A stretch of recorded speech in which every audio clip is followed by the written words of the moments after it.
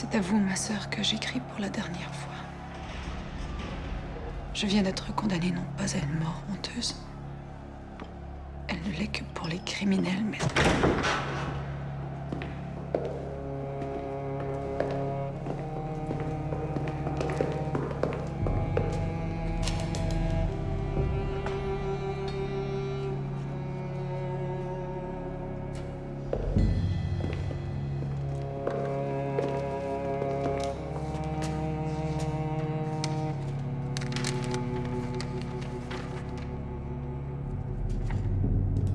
Le tribunal, après déclaration unanime du jury faisant droit, déclare la citoyenne Capet coupable de complot, d'intelligence avec les ennemis de la France et de conspiration tendant à troubler l'État par une guerre civile.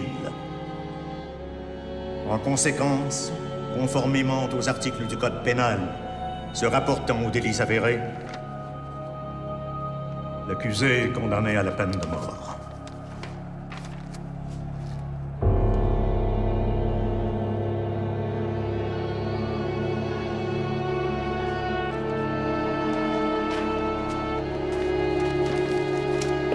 C'est vous.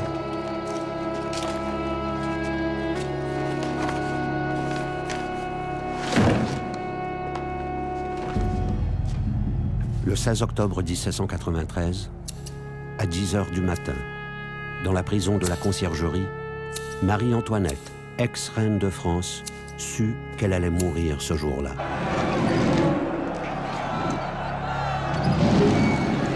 De la Conciergerie à la place de la Révolution, l'actuelle place de la Concorde, le trajet dura 1h30. Prends ses cheveux, tu les brûleras. Il n'en reste rien.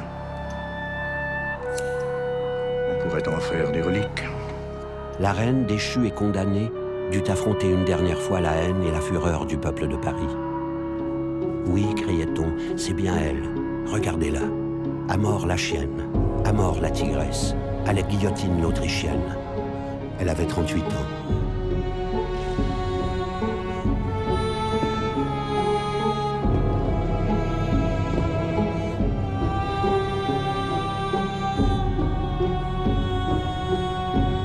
Pourquoi allait-on exécuter cette femme? Qu'avait-elle fait pour mériter la mort? Peut-être dans ce dernier voyage se souvint-elle des cris de joie qui l'avaient accueillie à son arrivée 23 ans plus tôt.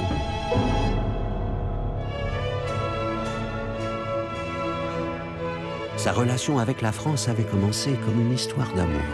Jeune princesse autrichienne âgée de 15 ans, elle arrivait en France après de longues négociations pour épouser le dauphin Louis-Auguste, petit-fils de Louis XV et futur Louis XVI. De Strasbourg à Paris, une immense ferveur populaire l'avait accompagnée, car elle apparaissait comme un cadeau du ciel. Quel bon peuple que les Français. Je suis reçue ici comme si j'étais une enfant chérie qui revient chez elle. Seulement on me fait trop de compliments. Cela m'effraie parce que je ne sais comment je pourrais les mériter. J'avais déjà bien du penchant pour les Français et sans tous ces compliments qui montrent qu'ils attendent trop de moi, je sens que je serai à mon aise avec eux. Elle découvrait aussi le fabuleux château de Versailles, dont la terre entière parlait, que tous les rois voulaient copier et qui serait un jour son domaine. La future reine était avant tout un objet de curiosité pour certains et une menace pour d'autres.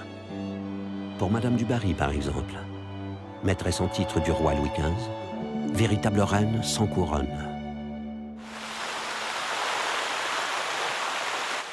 Elle arrivait dans un endroit qu'on appelait ce pays-ci, véritable terrain réservé, hors du monde, où l'on célébrait quotidiennement le culte du monarque. Le roi Louis XV, grand-père du dauphin, y vivait en souverain absolu. Sans le savoir, la jeune fille était le signe vivant d'une alliance politique concoctée par sa mère Marie-Thérèse d'Autriche et Choiseul, ministre du roi de France. Les deux puissances, lases de se combattre, voulaient s'unir, d'autant plus que l'Autriche s'inquiétait de la montée de la Prusse et la France de l'ambition de l'Angleterre. Par là même, Marie-Antoinette souffrait déjà de l'hostilité et de l'esprit partisan de certains membres de la noblesse qui ne rêvaient que de guerre et de conquête. Même si on admirait son sourire et sa démarche légère, personne n'oubliait que la jeune épousée venait d'un pays longtemps ennemi, l'Autriche.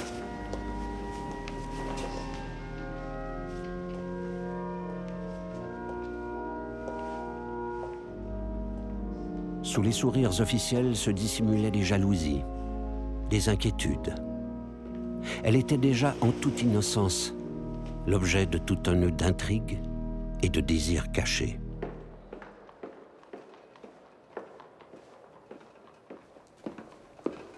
Vous êtes contente de votre installation?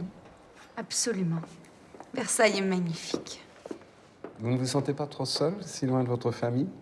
Mais je vous ai près de moi. J'espère que Louis-Auguste n'est pas jaloux. Marie-Antoinette se lia rapidement d'amitié avec le roi Louis XV, qui la trouvait charmante.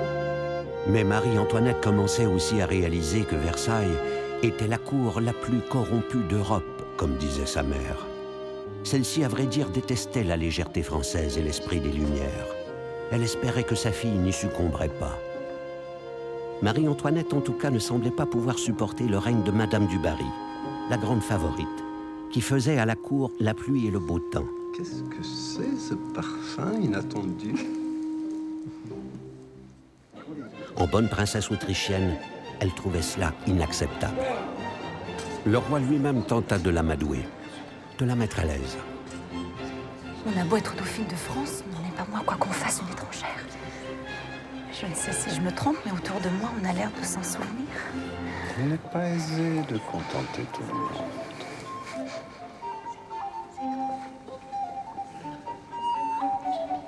Marie-Antoinette fit la connaissance de ses deux beaux-frères. Madame, laissez-moi vous présenter vos frères, le comte d'Artois Futur Charles X, et le comte de Provence. futur Louis XVIII. Madame la Dauphine, soyez la bienvenue à Versailles. Madame. Elle rencontra aussi ses tantes, les filles du roi Louis XV, qui ne s'étaient jamais mariées. Madame Adélaïde, Madame, Madame Sophie madame, et Madame Victoire. madame. Mais la question brûlante, qui passionnait toute la cour, était de savoir si la jeune princesse, pour plaire au roi, accepterait un jour d'adresser la parole à la du Barry. Tout autre problème paraissait secondaire.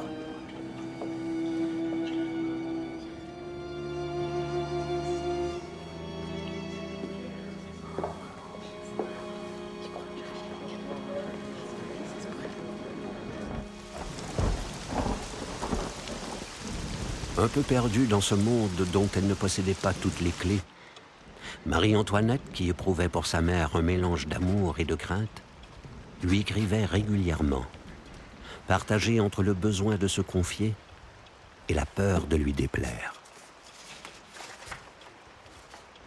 Il pleut dans le moment où je vous écris. C'est sûrement la du Barry qui leur a permis. On m'a fait souper avec elle et elle a pris un ton à demi respectueux et embarrassé auquel je n'ai prêté aucune attention.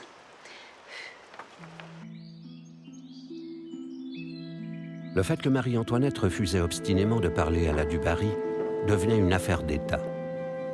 L'impératrice Marie-Thérèse, pour ne pas mécontenter gravement le roi de France qui pouvait se sentir insulté, s'en mêla. Elle recommanda à sa fille de se montrer diplomate pour ne pas mettre en péril la nouvelle alliance entre les deux pays.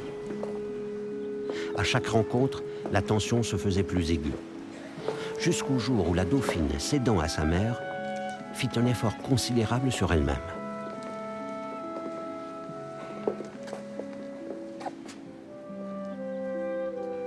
Il y a bien du monde aujourd'hui à Versailles.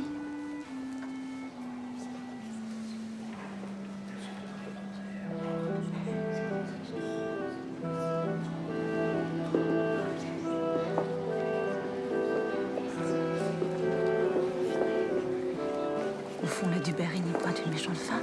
C'est plutôt une bonne personne. Et l'on m'a dit qu'elle fait beaucoup de bien à de pauvres gens. Personnellement, j'ai cette femme en horreur.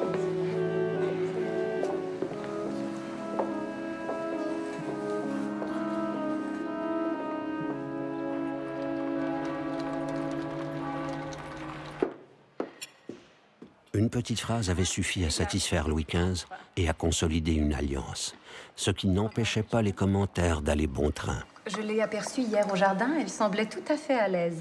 Ah, quoi qu'on en dise, elle garde le cœur autrichien, cela est bien clair. Tout à fait. Et il paraît que le mariage n'est toujours pas consommé. Cela ne m'étonne pas. Elle ne doit pas être tellement douée. Ou alors bien innocente.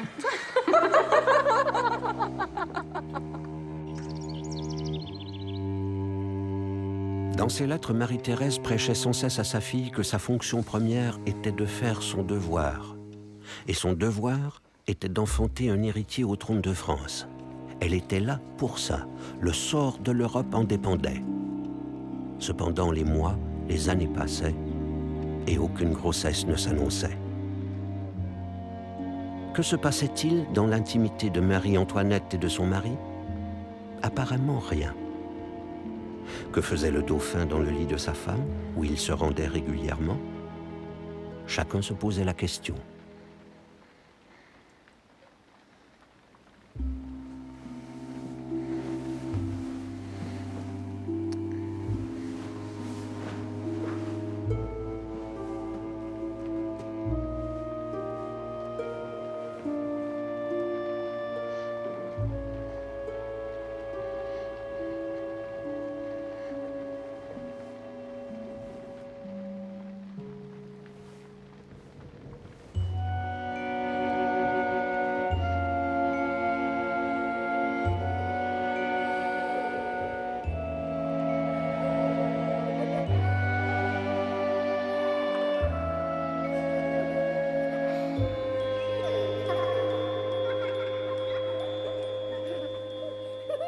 Que si vous pensez peut-être que l'on sait assez les vérités saintes et que les fidèles n'ont pas besoin qu'on les instruise, c'est donc en vain, chrétiens, que Dieu se plaint hautement par la bouche de son prophète Isaïe, que non seulement les infidèles et les étrangers, mais son peuple, oui, son peuple même, est mené captif pour n'avoir pas la science. Le temple de Dieu, mes sœurs, a deux places. Notre vie est ici fort monotone. Madame? Reprenez. Le plus déplaisant pour Marie-Antoinette était sans doute l'obligation de se soumettre en permanence à des règles de vie qu'on appelait l'étiquette, instaurée un siècle plus tôt par Louis XIV, et qui décidait de la place et du rôle de chacun à tous les moments de la journée. Elle n'aimait guère lire, préférant le chant. On la disait moqueuse et tête en l'air, et c'était vrai sans doute.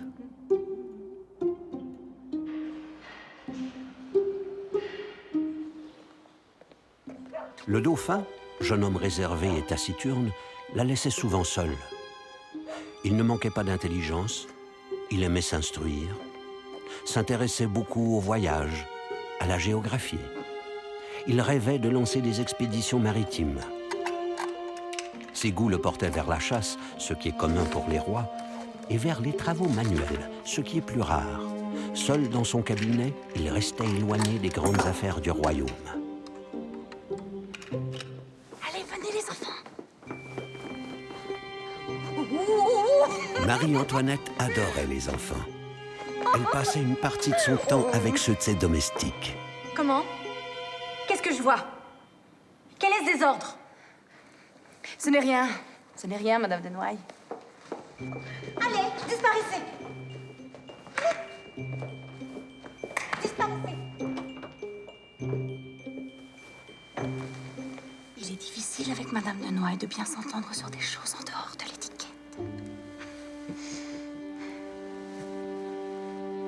Cependant, le roi vieillissait et se fatiguait. Marie-Antoinette voyait s'approcher le jour où elle serait reine de France.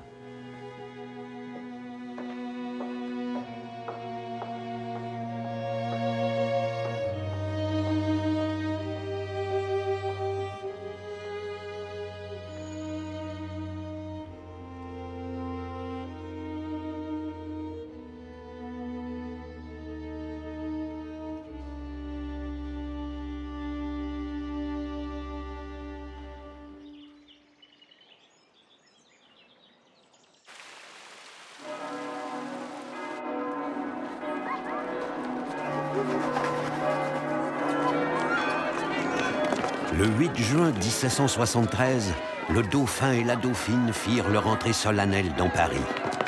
Le peuple en liesse acclama ce jeune couple, porteur de toutes les promesses.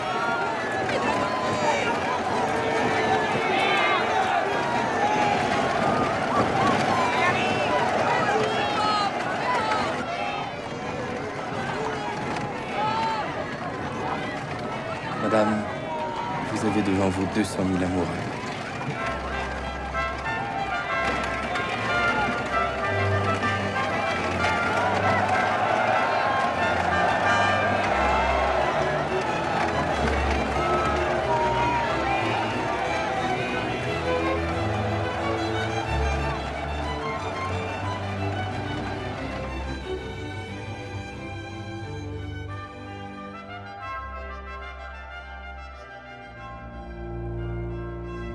Le roi Louis XV, atteint par la petite vérole, vit venir sa fin.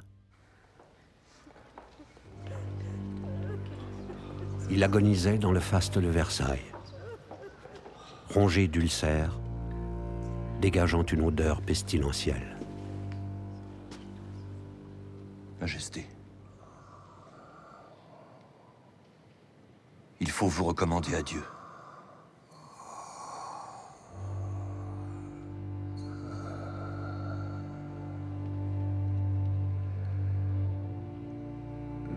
Beaucoup de regrets, mon père. Celui de n'avoir peut-être pas fait assez pour le peuple, pour la France.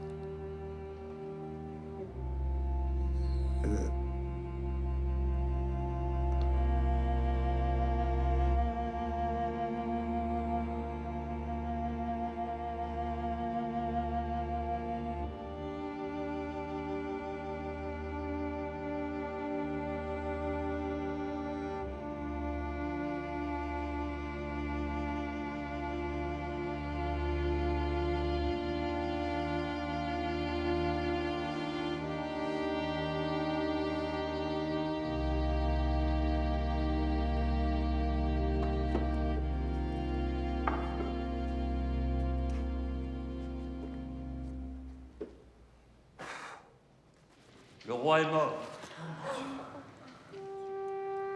Vive le roi!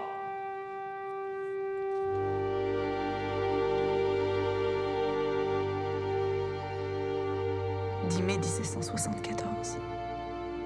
Madame, ma très chère mère, que Dieu veille sur nous. Le roi a cessé d'exister dans le milieu du jour. Hier, il a demandé l'extrême onction qu'il a reçue dans des sentiments de piété admirables. Mon Dieu, guidez-nous. Nous sommes trop jeunes pour régner.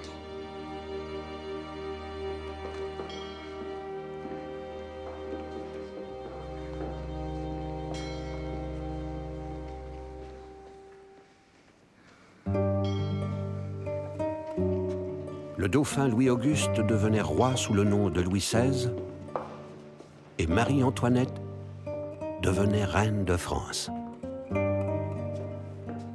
Ils héritaient d'un royaume en crise.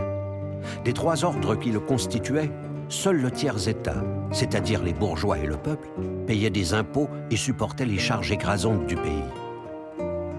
La noblesse et le clergé, détenteurs de la terre et des hautes charges lucratives, refusaient de participer aux finances publiques et s'accrochaient à des privilèges que le monde nouveau ne pouvait plus tolérer.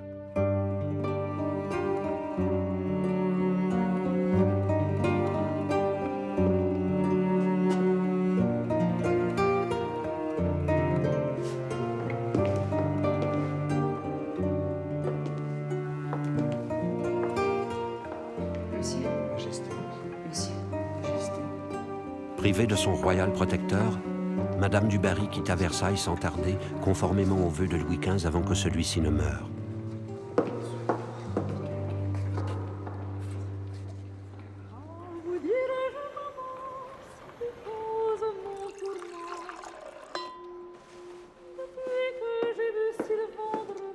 Devenue reine, toutes les contraintes de l'étiquette, au lieu de se simplifier, devenait sans cesse plus complexe. Je me lève à 9 h, on m'habille, je dis mes prières du matin. Ensuite, je déjeune et de là, je vais chez mes tantes.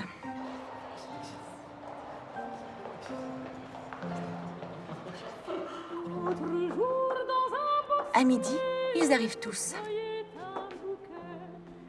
Je mets mon rouge, je me lave les mains devant tout le monde. Mes journées sont bien remplies. Je ne lis rien, je ne fais rien de mes 10 doigts. Et cependant, je suis occupée au point de ne savoir où prendre une minute.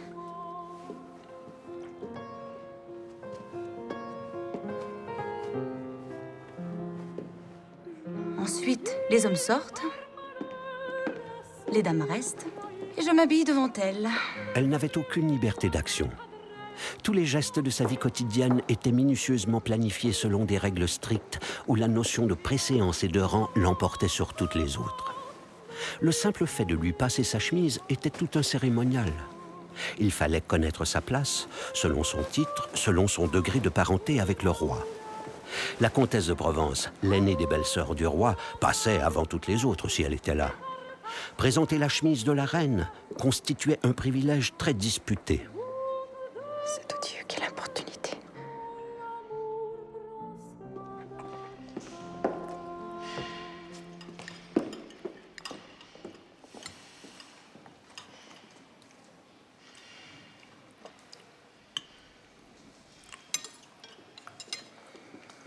Les repas se prenaient souvent en public, toujours selon un très vieux protocole. Et la reine en était réduite, la plupart du temps, comme les courtisans admis à ce spectacle, à admirer le formidable appétit du roi qu'il tenait de famille.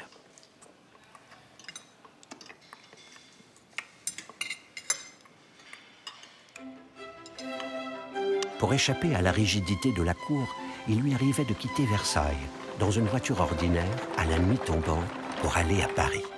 C'était parfois pour se rendre au bal de l'opéra, et parfois pour s'introduire secrètement dans un cercle de jeu où on affectait de ne pas la reconnaître. Jamais une reine de France n'avait osé ce genre d'escapade.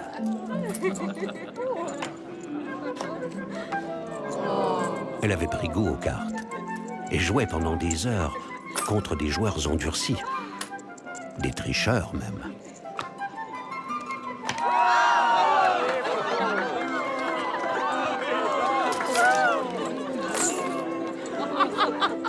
Sans doute a-t-elle beaucoup perdu. Combien ? C'est difficile à dire. Peut-être ne le savait-elle pas elle-même. Sa réputation commença à souffrir de ses frasques. Elle se mettait en danger sans même s'en rendre compte. Elle reçut en cadeau du roi, dans le parc de Versailles, le petit Trianon, construit sous le règne précédent pour la fameuse Pompadour. Le roi y allait régulièrement. Il y avait sa chambre, mais n'y couchait jamais. Venez, Madame de Polignac. C'est si calme, si paisible. On se croirait à la campagne. La cour, quoi qu'on en ait, est plus triste que gaie.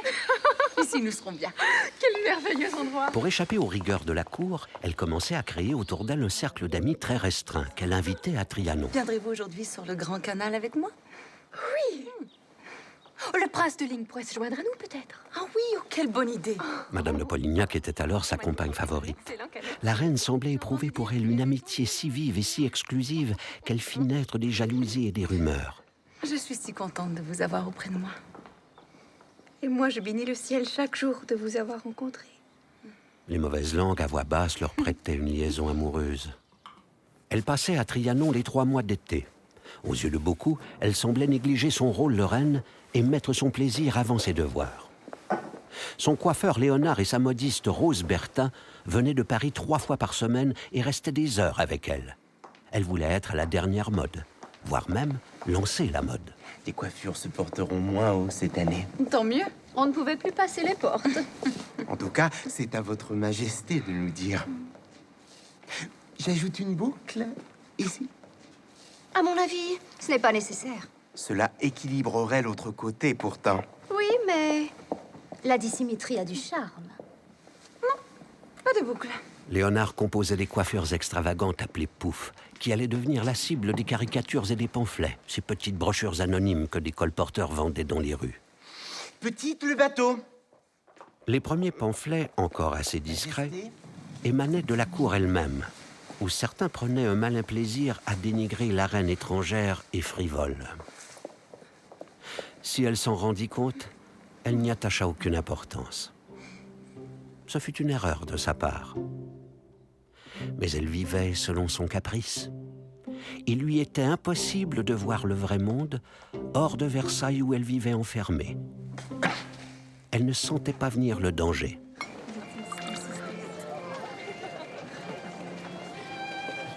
À Trianon, Marie-Antoinette donnait des fêtes pour un petit nombre d'invités très soigneusement choisis parmi ses amis.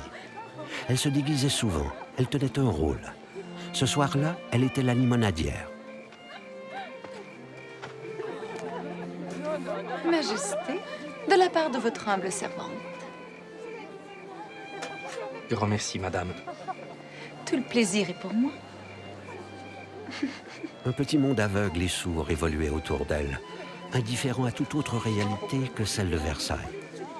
Le royaume de France s'enfonçait dans une crise financière insoluble qu'aggravait encore l'aide apportée par la France aux insurgés américains qui combattaient pour leur indépendance. La monarchie ne pouvait pas faire face aux dépenses nécessaires. Des hivers rigoureux, suivis de mauvaises récoltes, allaient bientôt précipiter la crise. C'est à cette époque que Marie-Antoinette fit la connaissance du comte Axel de Fersen, le bel aristocrate suédois. Un homme que toutes les femmes se disputaient. Monsieur le comte?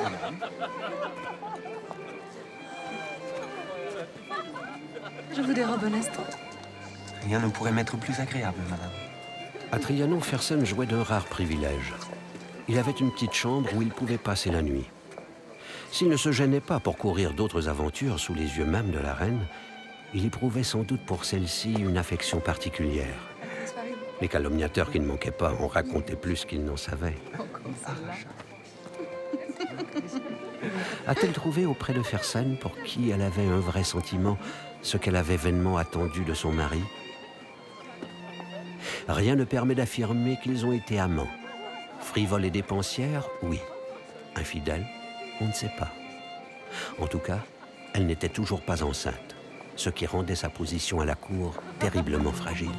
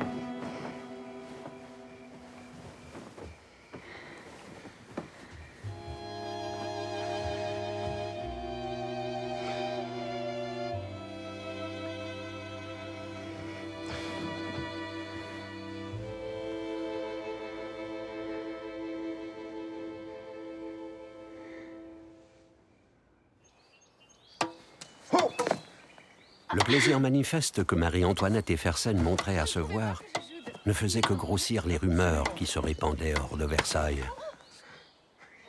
Vous vouliez me tuer? Oh que non, j'en mourrais de chagrin. Ces rumeurs d'une liaison avec le beau Suédois atteignaient-elles les oreilles du roi? Sans doute. Mais il n'y prêtait guère attention. Louis XVI supportait mal les bruits et les embarras de la cour.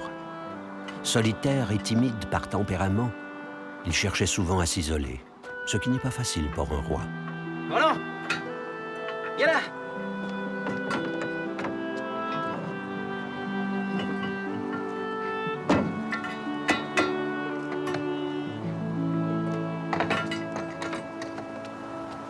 Non, non, ça va, messieurs. Ça va. Ce sont des feuilles de plomb que vous mettez sous l'ardoise? Il s'intéressait à tous les travaux, même aux plus humbles. Il faut au moins 2 crochets pour les fixer sur le lito. Oui, en effet. Votre Majesté. Je peux? Oui. La reine n'approuvait guère son penchant pour ces travaux-là, qu'elle estimait vulgaires et indignes d'un roi. Ah, bonjour. Monsieur, vous avez l'air d'un paysan qui vient de quitter sa charrue. Oui, j'arrive des toits. À tout de suite.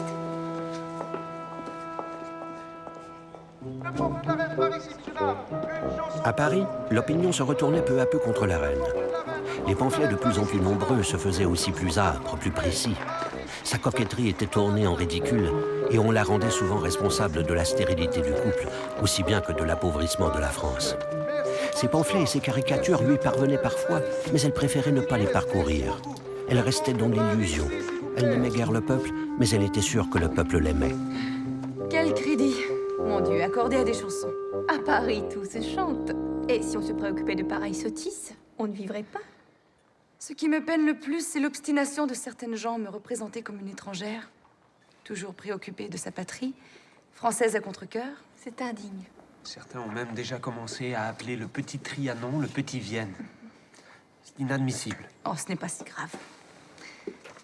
Les Français sont tellement versatiles. Au fond, c'est une excellente nation. Surtout que vous en êtes la reine, madame.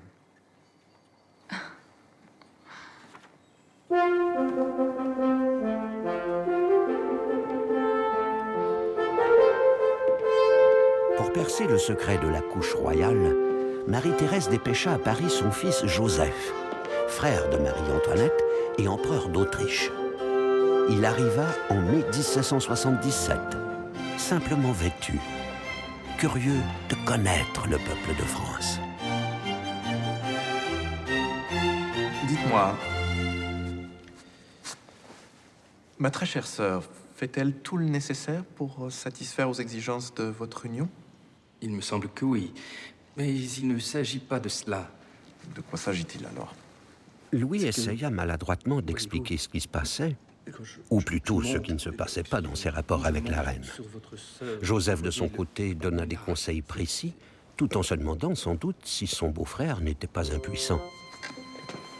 Certains pensaient qu'une opération était nécessaire. L'a-t-on tenté? Nul ne peut le dire avec certitude. Il faut aussi imprimer non, je ne peux pas. Vous voyez, faites... Toujours est-il que quelques semaines plus tard, l'union royale fut enfin consommée.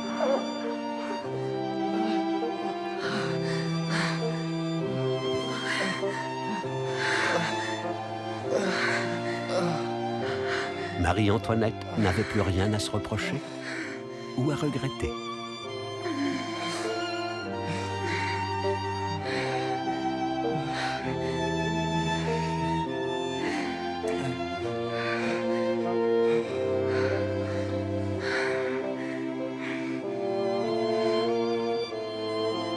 Un avenir radieux semblait s'ouvrir pour Versailles. Enfin, on pouvait espérer un héritier, et du coup un peu de sagesse dans l'esprit de Marie-Antoinette. Mais le résultat ne fut pas immédiat. Mon cher frère, j'espérais bien vous apprendre cette fois ma grossesse. Mes espérances ont encore reculé. Mais j'ai grande confiance que ce n'est pas pour longtemps. Le roi, vivant tout à fait avec moi. Le couple connaissait enfin une période d'harmonie, de bonne entente, presque amoureuse.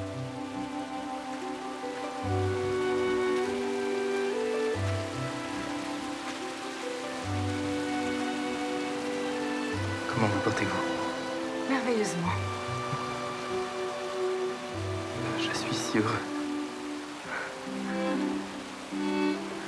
Si heureux.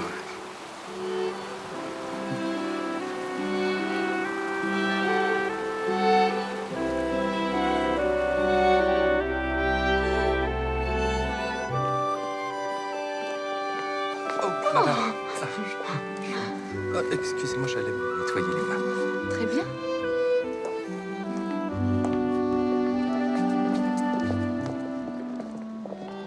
Même si les mauvaises récoltes provoquaient dans certaines provinces un début de disette, même si le pays grondait et s'agitait, les protestations des Français s'arrêtaient aux grilles de Versailles.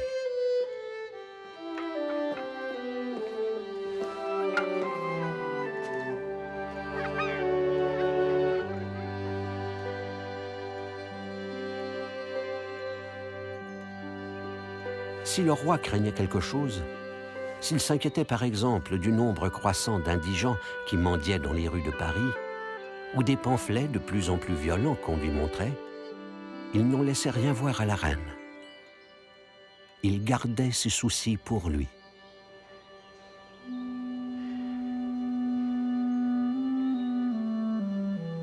Enfin, après 8 longues années d'attente, une bonne nouvelle fut annoncée au château.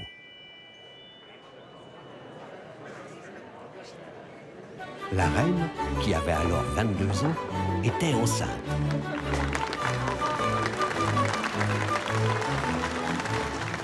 Les choses de la vie reprenaient un cours normal et rassurant. Un futur roi se préparait à naître.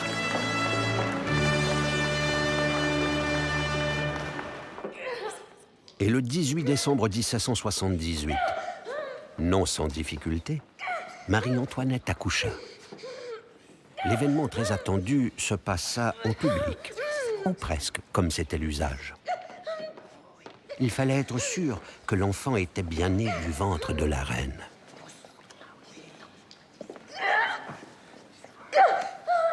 Elle semble souffrir beaucoup. C'est peut-être un siège.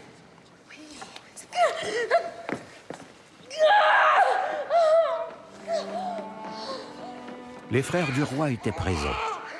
En cas d'absence d'une postérité mâle, ils étaient l'un après l'autre des rois possibles, après leur frère aîné. Par malheur, pour Louis XVI, c'est une fille qui naquit. Le roi n'avait toujours pas d'héritier.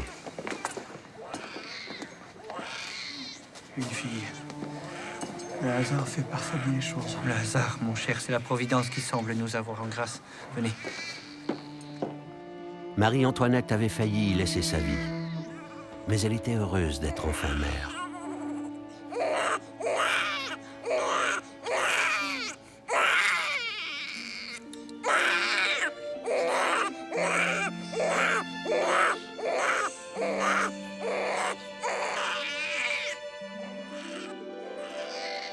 Son nouvel état ne ralentit pas ses dépenses, au contraire. Elle fit élever près de Trianon la reproduction d'un temple antique. Elle fit aussi aménager à grands frais un belvédère, où elle invitait ses amis proches. Elle dépensait là de quoi payer la solde de plusieurs régiments. À Trianon, elle fit aussi installer ce qu'on appelait le cabinet des glaces mouvantes. Une chambre où un subtil jeu de miroirs masquait les fenêtres. Qu'en dites-vous? C'est très ingénieux. Elle passait de plus en plus de temps à Trianon, échappant ainsi aux obligations de la cour, ce qui lui portait naturellement préjudice. La reine demandait qu'à Trianon, l'étiquette fût peu contraignante. Non, non, voyons, nous sommes entre amis. Je voulais vous montrer quelque chose. Quoi donc? On s'asseyait où on voulait, on parlait avec naturel, on riait. Magnifique. Par son attitude parfois désinvolte et hautaine, par son goût de l'indépendance, la reine déplaisait de plus en plus à la noblesse française traditionnelle, fortement représentée à la cour. Vous l'aimez? C'est celui que je préfère. Sa passion pour les bijoux, à laquelle elle ne résistait pas, l'entraînait à des dépenses qui commençaient à coûter très cher à l'État. Tout cela, bien sûr, se savait. Et les mécontents exagéraient les chiffres, disant que la reine ruinait la France pour son seul plaisir. Super. Elles sont super. Mon cher monsieur Baumer, nous les prenons. Excellent choix. Excellent choix, Votre Majesté. Oh, Rosine, la compagne de malheureux, sans fortune, sans naissance. La naissance, la fortune, laissons-là les jeux du hasard. Et si vous m'assurez que vos intentions sont pures... Oh, mais Rosine, je vous adore. À Trianon, Marie-Antoinette fit construire un petit théâtre, un lieu délicieux où elle pouvait s'adonner en toute liberté à son goût pour la comédie et même jouer Beaumarchais, un auteur à la réputation sulfureuse. Apprends que je t'aimais. Apprends que je faisais mon bonheur de partager ton mauvais sort. Misérable Lindor, j'allais tout quitter pour te suivre. Mais le lâche abus que tu as fait de mes bontés et l'indignité de cet affreux comte Almaviva, à qui tu me vendais, ont fait rentrer dans mes mains ce témoignage de ma faiblesse. Oh, la plus aimée des femmes! Il n'est plus temps de vous amuser!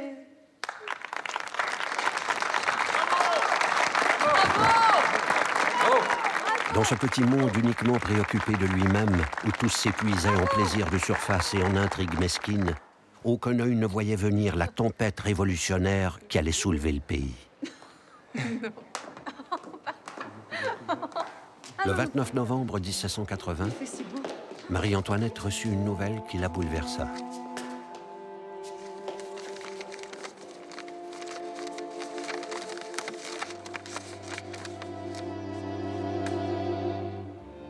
L'impératrice Marie-Thérèse d'Autriche, sa mère, venait de décéder. Majesté. Majesté. Vous n'êtes pas bien.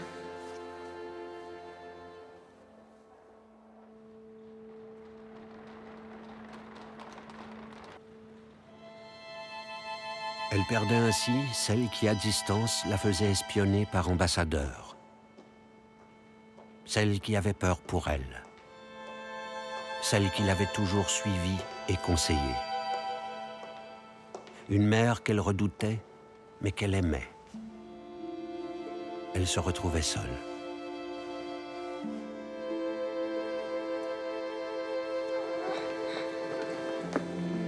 Le 22 octobre 1781, la reine accoucha pour la deuxième fois.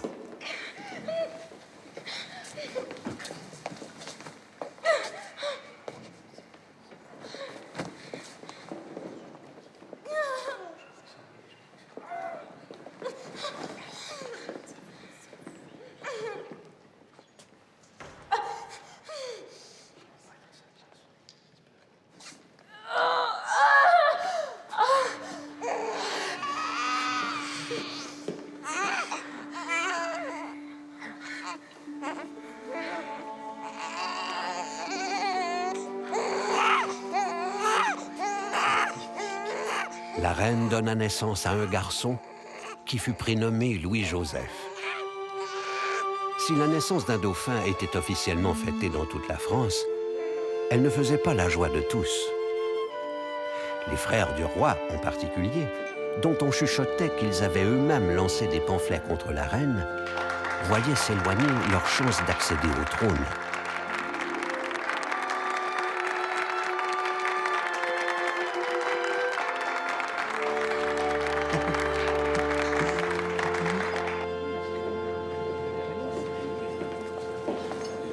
Toi, cette naissance n'arrange pas nos affaires, n'est-ce pas? Qui sait de quoi il fait l'avenir? Réjouissons-nous. Maintenant, l'avenir du trône est assuré. Ah, il était déjà de toute façon. Venez, allons nous promener. Mon cher, ne cédez pas à l'impatience ou au dépit. N'oubliez pas, la Providence veille. Complètement à l'écart du véritable état de la France, la reine à Versailles accumulait les dépenses. Rien ne semblait devoir l'arrêter. Alors, les échantillons directement arrivés de Lyon. Et aussi de Venise. Magnifique. On a dit une comme ça. Une comme ça. 3 comme celle-là. C'est là le tissu brodé rouge. D'accord. Avec le rouge. Rose Bertin venait chaque semaine lui présenter ses nouveaux modèles. Il lui arrivait d'acheter jusqu'à 170 robes par an. Alors qu'en 1782, une véritable famine frappe plusieurs provinces françaises. D'accord. Le blé manquait. Des groupes d'affamés attaquaient des entrepôts, accusaient de gros marchands de spéculer sur le grain et la farine. Ah, celle-ci. Des libelles venimeuses circulaient dans toute la France. On appelait la reine Madame Déficit. Très léger, très confortable. On l'accusait d'avoir dit, en parlant du peuple affamé, « Ils n'ont pas de pain, qu'ils mangent de la brioche ». Voilà. Étonnant. Suivante. Une crise économique grave s'abattait sur le pays. Le peuple souffrait. Des indigents mouraient de faim. Le trésor public était vide les ministres se succédaient en vain. Superbe. J'adore. Calonne, contrôleur général, pour donner l'illusion de la prospérité, multipliait les grands travaux utiles, mais aussi les prodigalités les plus futiles, accroissant ainsi le déficit. Le roi s'inquiétait, et la reine continuait à rire et à danser. Majesté, Majesté, pardonnez-moi, Majesté, je voudrais attirer votre attention. Que voulez-vous? J'aimerais attirer l'attention de Sa Majesté sur quelques chiffres. Allez donc voir le roi. Mais aller voir le roi, cela changeait peu les choses. En 1784, alors que la ville de Paris comptait plus de 500 000 indigents, Louis XVI offrit à sa femme à titre personnel le château de Saint-Cloud et peu de temps après, celui de Fontainebleau qu'elle fit aménager. Il s'agissait là de dépenses colossales et inutiles. Pour se distraire et pour suivre les conseils de ceux qui prêchaient le retour à la nature, elle décida de jouer à la fermière et de se faire construire à l'intérieur du parc de Versailles une ferme qu'on appela le hameau. C'était l'imitation d'une vraie ferme, occupée par de prétendus paysans. Il y avait une laiterie avec de vraies vaches donnant du lait, un poulailler où pondaient des poules et où de faux paysans ramassaient de vrais œufs, un pigeonnier, des lapins, un lac artificiel qu'on alvinait régulièrement. La reine prenait cette vie champêtre très au sérieux. Elle décidait des semences, des engrais, elle goûtait les fromages, les fruits. Elle employait un homme seulement pour chasser les taupes, un autre pour tendre des pièges aux rats. À la cour, on mangeait les produits du hameau. Les courtisans obligés d'y goûter faisaient tous semblant de les aimer, même si les carpes du lac avaient, dit-on, un goût de vase. Si peu que ce soit, nous luttons contre le déficit. Nous vivons des produits de la ferme. Un déficit qu'aggravait de plus en plus le soutien accordé par la France à Washington et aux insurgés américains dans leur lutte pour l'indépendance.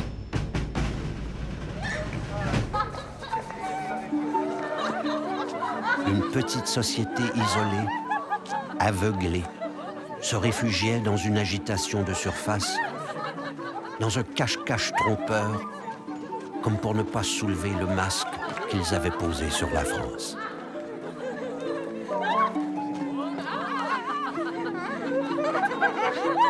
Versailles brûlait près de 10 000 chandelles par jour. Le coût d'une seule chandelle à cette époque était l'équivalent du salaire hebdomadaire d'un ouvrier. Mais la reine l'ignorait. Elle continuait à ne pas voir le monde au-delà des arbres et des grandes eaux de Versailles.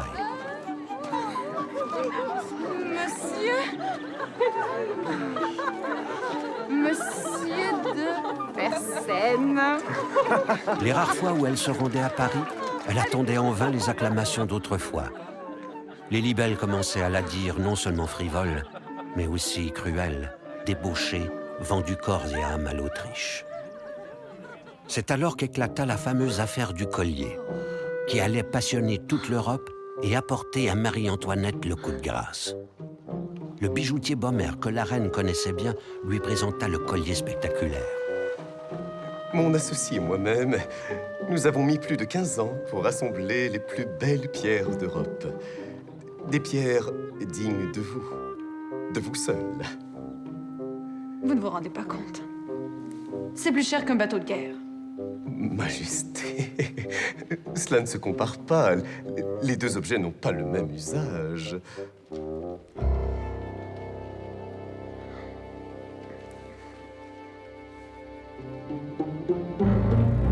Apparaît alors un des plus grands noms de France, le cardinal de Rohan, homme fastueux, libertin et vaniteux, ancien ambassadeur de France à Vienne, qui n'avait jamais eu les faveurs de la reine et ne rêvait que de les obtenir. On l'appelait la Belle Éminence.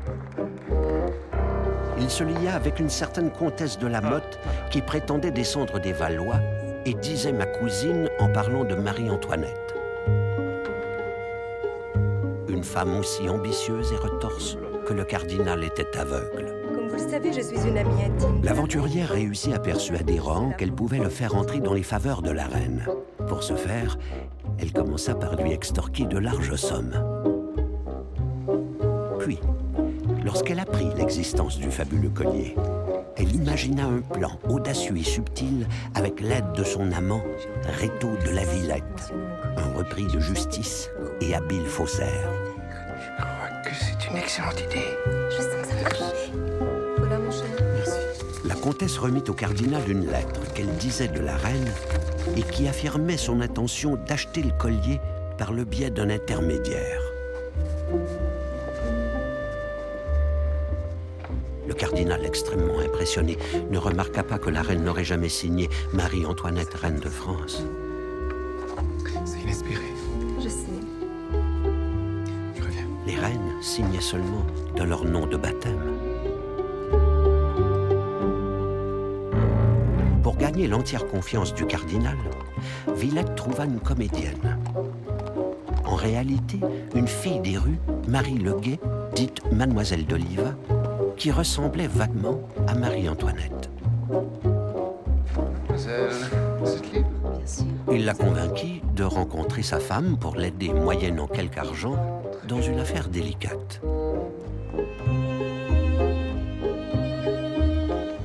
La comtesse proposa à Mademoiselle d'Oliva de jouer pour un moment et sans aucun danger le rôle d'une grande dame. La comtesse de la Motte dit alors au cardinal que la reine voulait le rencontrer en secret à minuit sur une des terrasses de Versailles. Madame. Il s'y rendit, le cœur battant. Vous savez, je crois, ce que cela veut dire. Bien sûr. Le cardinal prit cette femme pour la reine. Il se porta garant de l'achat du collier qui devait être payé par la reine discrètement par son intermédiaire. Votre éminence. En présence d'un personnage aussi illustre, personne ne pouvait soupçonner un instant qu'il s'agissait d'une escroquerie. Le collier fut remis à la comtesse de la Motte. Aussitôt, avec l'aide de son complice, elle entreprit de le dessertir et de vendre les diamants un à un en Angleterre. Leur intention était de disparaître après avoir réussi leur coup. La reine, qui ignorait tout de ces transactions faites en son nom, mit au monde un deuxième fils. Elle ne pouvait pas se douter de ce qui se préparait dans l'ombre.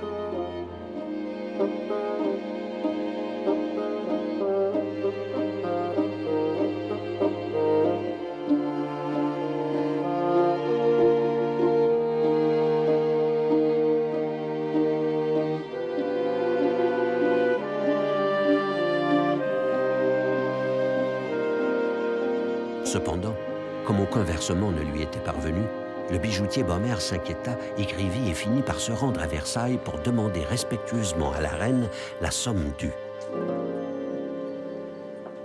Majesté, je viens concernant notre affaire. C'est à une importante réduction que nous avons consenti. Bien entendu, nous garderons le secret quant au prix du bijou. Monsieur, mais de quoi me parlez-vous? Je ne me suis engagée à rien. Mais... Je n'ai rien signé. Je ne comprends pas votre requête. Oui. Pris de panique, car il était menacé de faillite, Bommer demanda audience au roi. Voyez, j'ai reçu cette lettre signée de la main même de Sa Majesté. Visiblement, c'est un faux. Ce n'est pas l'écriture de la reine. Je vous l'avais bien dit. Vous pouvez disposer. La reine était indignée. Elle démontra au roi que toute l'affaire avait été montée pour la compromettre. Le cardinal d'Oran était un escroc. Il était coupable de lèse-majesté. Le roi le fit alors arrêter, à Versailles même. On l'enferma à la Bastille et on instruisit son procès. L'affaire du collier par ici les sous. L'affaire faisait grand bruit. Toutes les rumeurs la déformaient, car personne ne connaissait la vérité des faits. Il était facile d'accuser la reine de mensonge. Les magistrats questionnèrent Rohan, qui se défendit avec conviction. J'ai vu cet écrit, signe de la reine. Comment aurais-je pu savoir qu'il s'agissait d'un faux? Je suis moi aussi une victime dans cette affaire. Ils comprirent vite que la comtesse de la Motte était la vraie coupable. Elle fut condamnée à être fouettée en public, marquée au fer rouge et emprisonnée.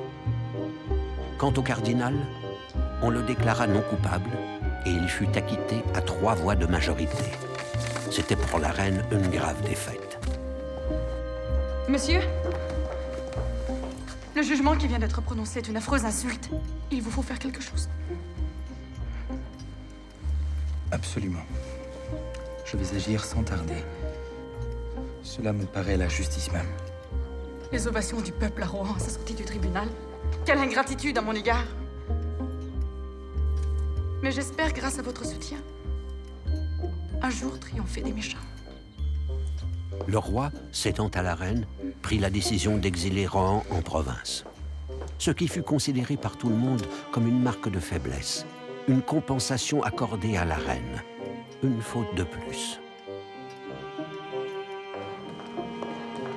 À partir de l'affaire du collier, l'opinion publique se déchaîna contre Marie-Antoinette. Le pamphlet de la reine, une chanson pas pamphlet. Allez, venez en grelot. Voilà, merci. Tout respect à son égard était perdu. Une reine est coupable, disait-on, quand on peut la croire coupable. Les pamphlets redoublaient de violence et de hargne. On racontait que la reine organisait des orgies à Versailles. Jamais sans doute dans l'histoire, personnage royal n'avait été la cible d'une campagne aussi haineuse et virulente. Nous sommes dans une épidémie de libelles. On en a fait sur toutes les personnes de la cour, hommes et femmes. Et vous-même, mon cher, n'êtes pas épargné. Que l'on puisse parler de vous en ces termes, madame, c'est monstrueux. Comment agir? Comment trouver les auteurs et les empêcher de nuire? Sommes-nous en mesure maintenant de contrôler ces excès? Elle commit sans doute une grave erreur en négligeant l'importance de l'opinion. Fille d'impératrice, devenue reine à son tour, elle était certaine qu'elle occupait sa juste place, que l'ordre du monde avait été ainsi voulu par Dieu et qu'il ne changerait jamais.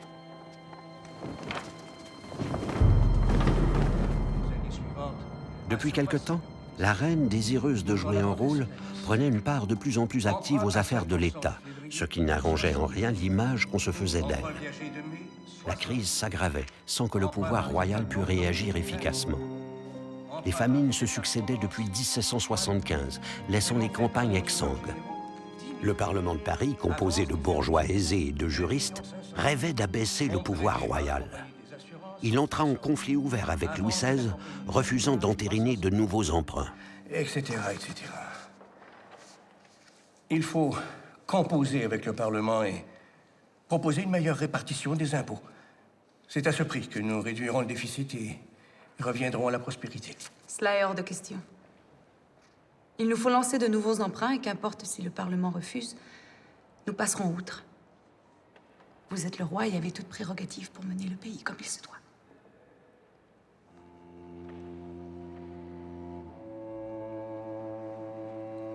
C'est peut-être vous qui avez raison, madame. Majesté, avec tout le respect que je vous dois, ces chiffres parlent d'eux-mêmes. Oui, je connais déjà vos sentiments à ce sujet. Messieurs, j'aimerais bien connaître votre opinion, s'il vous plaît.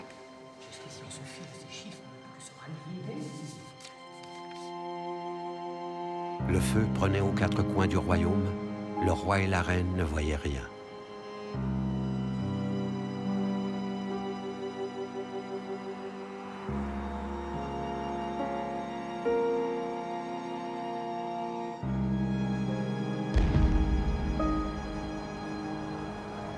Le roi, mal renseigné, hésitait à son ordinaire. Il changeait d'avis. Il renvoyait et il rappelait ses ministres. Il entrait en conflit avec le Parlement de Paris, qu'il exila même en province. Il était désemparé, ne sachant que faire, tout en restant profondément convaincu, lui aussi, de la légitimité divine de son pouvoir.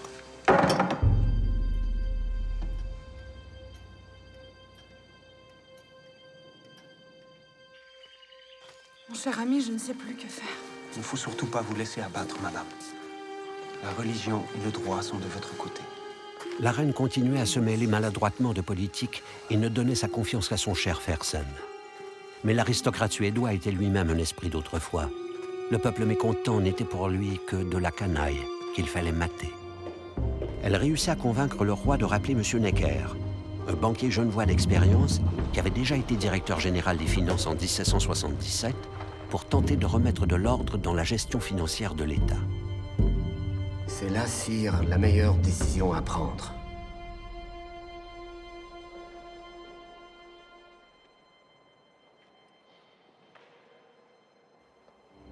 Le royaume entier attend un geste. Espérons que vous ayez raison. Necker, comme beaucoup d'autres, souhaitait la convocation des États généraux, grande assemblée consultative composée des représentants des 3 ordres, noblesse, clergé et tiers État.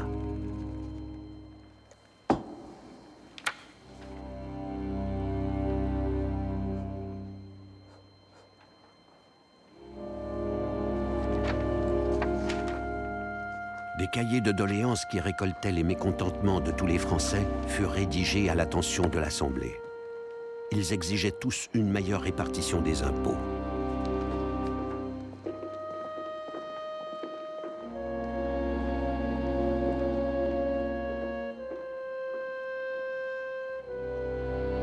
Jamais vous n'auriez dû signer cette convocation.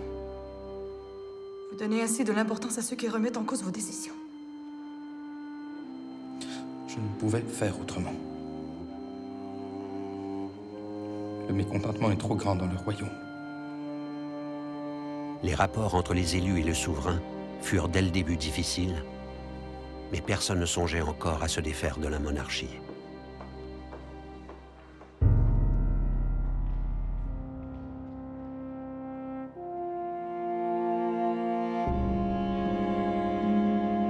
Le fils aîné, Louis-Joseph, mourut à ce moment-là, après une maladie qui le tenaillait depuis longtemps.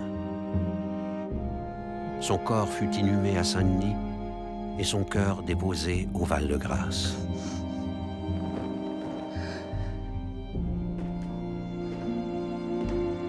C'était le 2e enfant que Louis XVI et Marie-Antoinette perdaient en moins de 2 ans.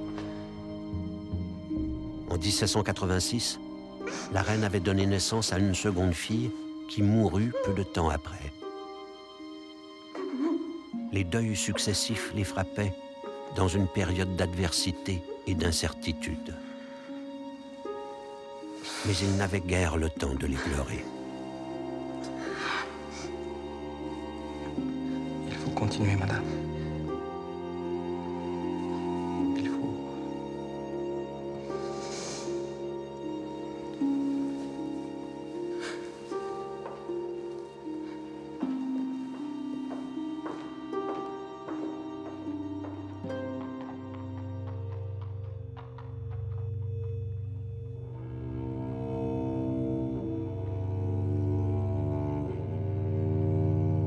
Le pain manquait dans Paris. Des troubles éclataient chaque jour. J'ai 30 000 hommes aux portes de Paris qui interviendront si le besoin se fait sentir. Cette révolte ne demeurera pas impunie. Sire, le tiers-État ne défie pas votre pouvoir. Il ne réclame que la reconnaissance de ses droits. On ne partage pas le pouvoir avec un roi. Il est cependant vrai que le tiers-État a le soutien du peuple. Faites envoyer la troupe, sire. Et le problème sera réglé. Je vous le déconseille, Majesté. Cela n'engendrera que plus de troubles. Ce n'est pas mon avis, ni celui de ceux en qui j'ai toute confiance. Au revoir, monsieur. Il n'était pas question de céder au peuple une partie du pouvoir souverain. Necker partit, mais la question restait ouverte. À qui devait revenir le pouvoir? Au roi ou aux représentants du peuple? Le 20 juin, les élus prêtèrent serment dans la salle du jeu de paume d'aller jusqu'au bout de leur tâche qui était de réformer la France. Dès lors, les événements se précipitèrent. Le 7 juillet 1789, formé en Assemblée nationale à l'initiative des députés du tiers-État, ils la proclamèrent constituante. La France, malgré les souverains, allait donc avoir une constitution comme les États-Unis d'Amérique. Le renvoi de Necker, ministre alors très populaire, provoqua des émeutes à Paris qui aboutirent le 14 juillet à la prise de la Bastille, ce qui marqua le début de la Révolution française. Le 16 juillet, Necker est rappelé, mais suspect aux yeux de la cour, il est très vite débordé et ne parvient pas à dominer l'Assemblée. En quelques jours, pris de panique, un grand nombre de courtisans quittèrent Versailles. Par prudence, Louis XVI avait fait venir de Flandre un autre régiment. Mais ces soldats provoquèrent de nouveaux troubles dans la capitale. Très inquiète, Marie-Antoinette demanda à Madame de Polignac de partir. Il faut partir. Il n'y a plus un instant à perdre. Le peuple de France est devenu fou. Tout le pays est soulevé. Partir, mais où? À Vienne, sans hésiter. Mon frère nous accueillera et nous aidera à mater l'émeute. Est-ce que nous ne cédons pas à une frayeur excessive? Après tout, de nombreux régiments sont encore fidèles au roi. Même les députés nous respectent. Si nous partons, nous risquons de donner une image d'abandon, de trahison. J'estime qu'il est de notre devoir de rester. Si nous restons, nous sommes perdus. Je le sais, je le sens. Les Français me haïssent et je ne sais même pas pourquoi. Madame, je comprends vos craintes. Mais je crois que nous devons nous rallier à l'idée du comte de Provence.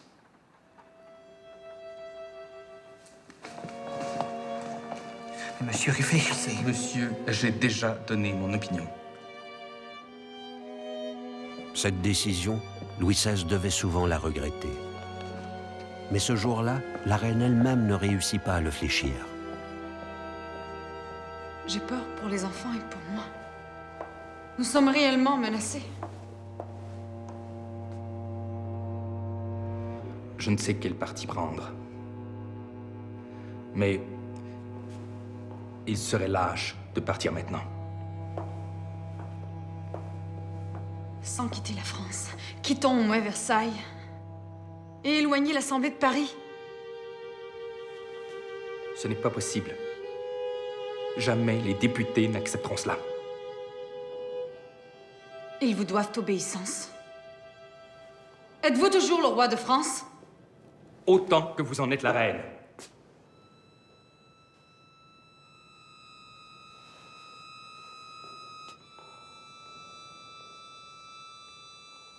Autant que vous en êtes la reine. Dans la nuit du 4 août, le clergé et la noblesse renoncèrent enfin à leurs privilèges. Mais c'était trop tard. Le 26 août, la Déclaration des droits de l'homme et du citoyen fut proclamée. Désormais, tous les hommes naissaient libres et égaux en droit. Tout le pays s'organisait, la Révolution était en marche. Le 5 octobre, des milliers de Parisiens marchèrent sur Versailles, décidés à ramener les souverains à Paris de gré ou de force. Le 6 au matin, la foule envahit le château. Sauvez-vous, Votre Majesté. Vite, vite. Sous les fenêtres et bientôt dans les couloirs, on entendait crier à mort, à mort. Que se passe-t-il? Qui sont tous ces gens? Le roi et la reine, stupéfaits, hagards, ne comprenaient toujours pas. Ce qu'ils prenaient pour une révolte était bel et bien une révolution. Ce jour-là, pour la première fois de sa vie, la reine découvrit en face d'elle ce qu'elle ne connaissait pas, ce qu'elle n'avait jamais voulu connaître. Le peuple, le vrai peuple. Elle en vit le dénuement, la misère. Elle en vit aussi la haine et la colère. Cette colère qu'aucun geste royal ne pouvait plus apaiser.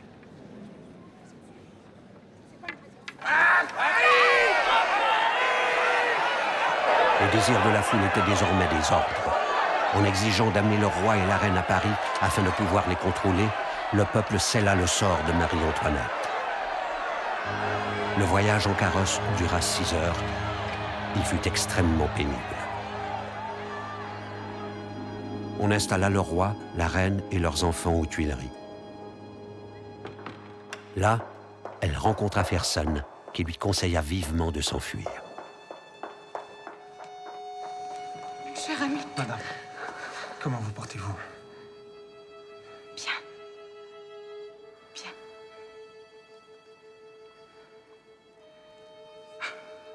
Je suis journellement abreuvée d'injures et de menaces. Je ne puis paraître à une fenêtre sans être insultée par une populace ivre, à qui je n'ai jamais fait le moindre mal, bien au contraire. Madame, je vous en conjure, partez. Prenez vos enfants et quittez Paris. Pardonnez-moi si je continue à me refuser de quitter. Songez donc que je ne m'appartiens pas. Mon devoir est de rester là où la Providence m'a placée. Je serais indigne du nom de ma mère si le danger me faisait fuir, loin du roi et de mes enfants. Mais madame, justement, vos enfants. Elle se décida. À son tour, elle convainquit le roi. Le 20 juin 1791, en pleine nuit, sous un déguisement, Marie-Antoinette, Louis XVI, leurs enfants et un entourage réduit réussirent à s'échapper des Tuileries.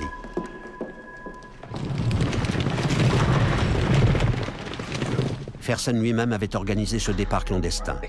Ils prirent rapidement la route de l'Est, espérant gagner l'Autriche et y trouver refuge. L'évasion échoua. Le lendemain, ils furent reconnus à Varennes. Le roi n'avait pris que des précautions insuffisantes pour cacher son identité pendant le voyage. Ils furent arrêtés et ramenés à Paris pour leur plus grande honte. Comment auraient-ils pu justifier cette fuite aux yeux du peuple, pour qui les souverains restaient encore des symboles? Louis XVI, avant son départ, avait commis l'erreur de laisser une lettre qui condamnait point par point la Révolution. Cette lettre fut découverte et rendue publique.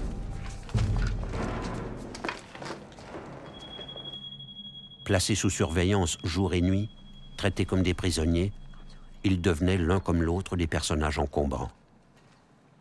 On ne savait plus que faire d'eux. L'autorité souveraine était passée dans la violence aux mains de la nation. S'opposant au constitutionnel, des députés de plus en plus nombreux souhaitaient l'avènement d'une république. Le roi, qui conservait encore un droit de veto sur les décrets votés par l'Assemblée, restait des journées entières silencieux, assoupi. La reine le suppliait vainement de réagir, de résister. Le peuple les appelait Monsieur et Madame Veto. Ils incarnaient une image du refus, de l'interdiction d'aller de l'avant.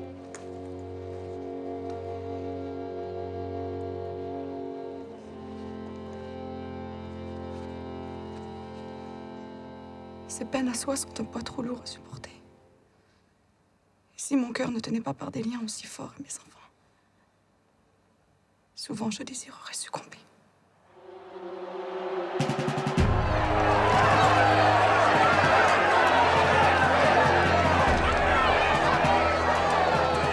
Les clubs révolutionnaires armaient le peuple et le lançaient à l'assaut de ce qui restait de la monarchie. Le 20 juin 1792, des émeutiers envahirent les Tuileries. Les gardes suisses, chargés de la protection des souverains, furent massacrés. Monte sur ton trône! Monte! Sous la direction de Santerre, chef de la garde nationale, les émeutiers s'emparèrent du roi. Messieurs! Messieurs! Messin! Le roi dut sacrifier au rite républicain. Tu vas lever ton verre à la santé de la nation, citoyen.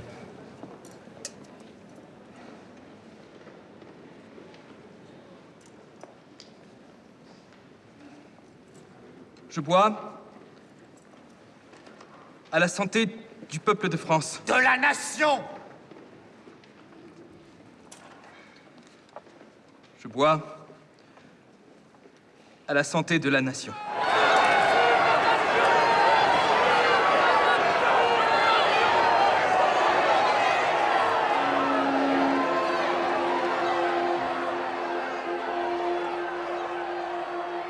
Ce jour-là, Marie-Antoinette elle-même fut livrée au peuple. Elle aussi sut faire face. Elle ne montra ni peur, ni dégoût. Et la présence de l'enfant adoucit les émeutiers. Ils épargnèrent la famille royale. Marie-Antoinette correspondait secrètement avec l'Autriche et l'Allemagne. Elle était terrorisée par les progrès de la Révolution et espérait qu'une coalition étrangère en vienne à bout. Il n'en fut rien. Quelques semaines plus tard, tandis que la jeunesse française s'enrôlait en masse pour repousser l'ennemi alors aux frontières, le roi fut déchu de son autorité et la famille royale enfermée à la prison du Temple. Une étrange vie de famille s'installa, alors que la politique révolutionnaire se faisait de plus en plus dure. La violence se déchaînait partout. Il ne restait qu'un seul espoir, la victoire des armées étrangères.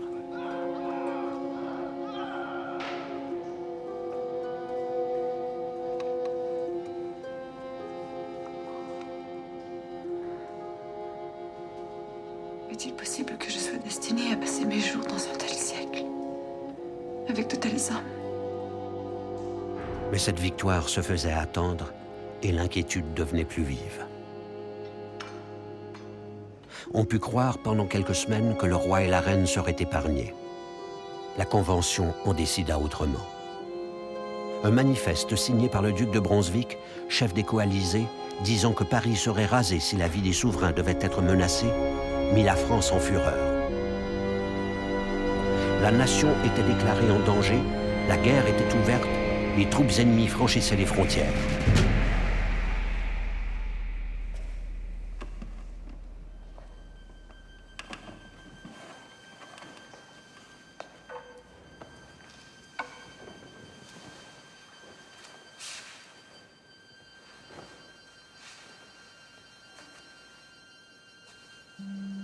La Convention mit le roi en accusation. On instruisit rapidement son procès. Il s'agissait de marquer un point de non-retour par un sacrifice exemplaire. Il s'agissait d'en finir non pas avec le roi, mais avec la monarchie. Condamné à mort par la Convention à une voix de majorité, Louis XVI fit ses adieux à sa femme et ses enfants.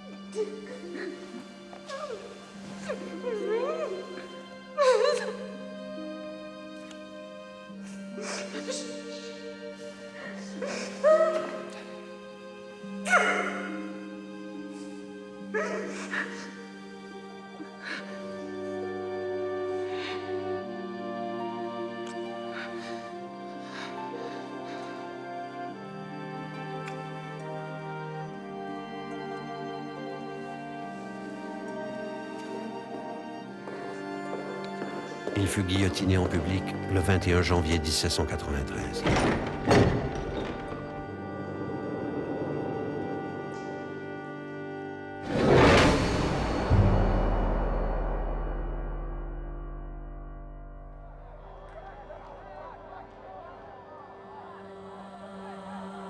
En septembre de la même année, la reine fut transférée à la prison de la Conciergerie. Abandonnée à son sort par l'Autriche, Marie-Antoinette fut séparée de son fils, privée de ses objets personnels et mise au secret.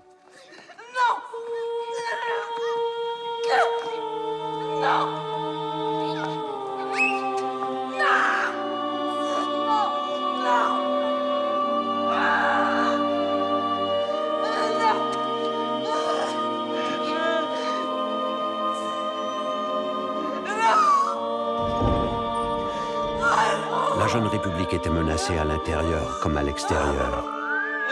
La Convention décréta la terreur. Les têtes tombaient. Il fallait éliminer les tièdes, les indécis. Chacun maintenant craignait pour sa vie. Marie-Antoinette servit de bouc émissaire.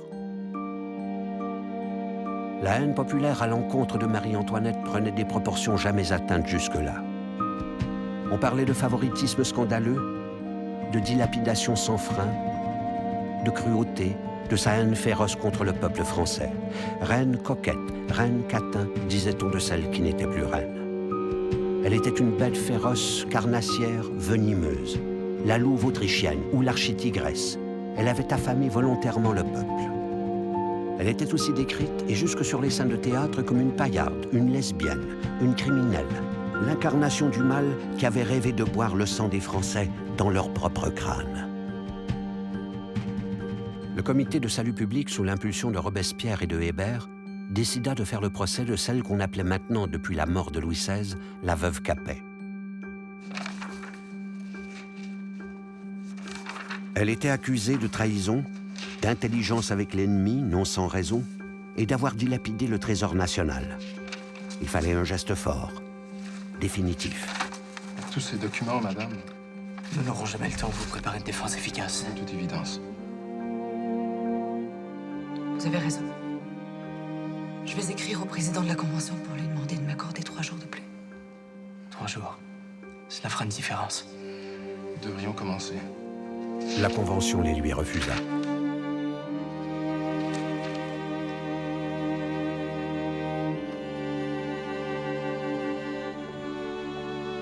Tout au long de son procès, qui fut en partie public, la reine se défendit avec intelligence et même avec force. Vous n'avez jamais cessé de détruire la liberté. Vous vouliez remonter au trône sur les cadavres des patriotes. Nous n'avions pas besoin de remonter sur le trône puisque nous y étions. Quel intérêt portez-vous à la République? Le bonheur de la France est celui que je désire par-dessus tout.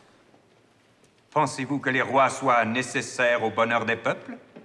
Aucun individu ne peut décider de cela. Que répondez-vous aux accusations d'inceste portées contre vous?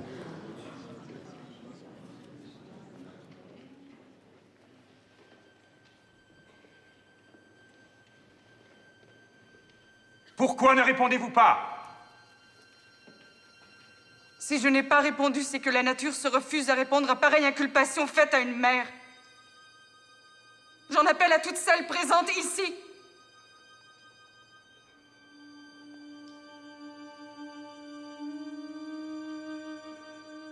Le poison n'est pas de ce siècle-ci. C'est la calomnie qu'on emploie. C'est un moyen plus sûr pour tuer.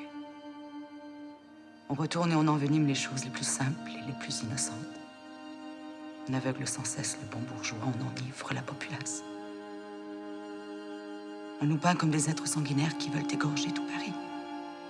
Quand nous sommes prisonniers sans pouvoir. Quand nous voudrions racheter le bonheur de la France au prix de notre propre sang.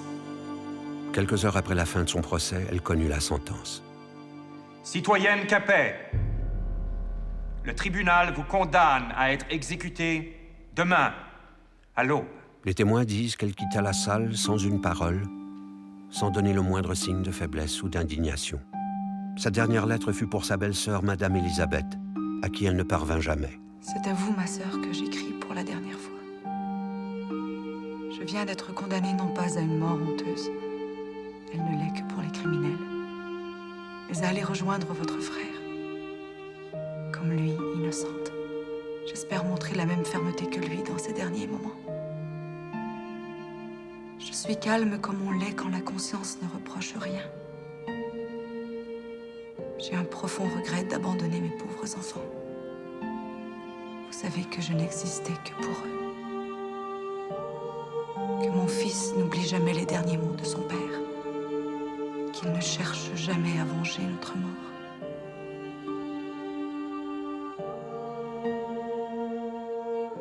J'avais des amis. L'idée d'en être séparés pour jamais et leur peine sont un des plus grands regrets que j'emporte en mourant. Je vous embrasse de tout mon cœur, ainsi que ces pauvres et chers enfants. Mon Dieu, qu'il est déchirant de les quitter pour toujours.